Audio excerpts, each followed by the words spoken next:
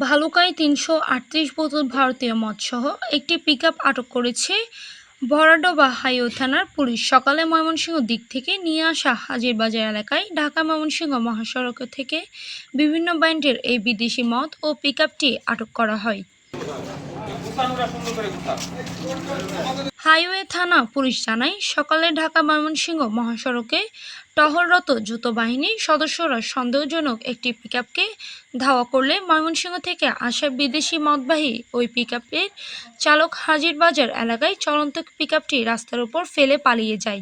রাস্তায় টহলসহ ডরডোবা হাইওয়ে থানার পুলিশ তখন ১৪টি বস্তায় লুকিয়ে রাখা ৩৩৮টি বোতল মদসহ পিকআপটি আটক করে।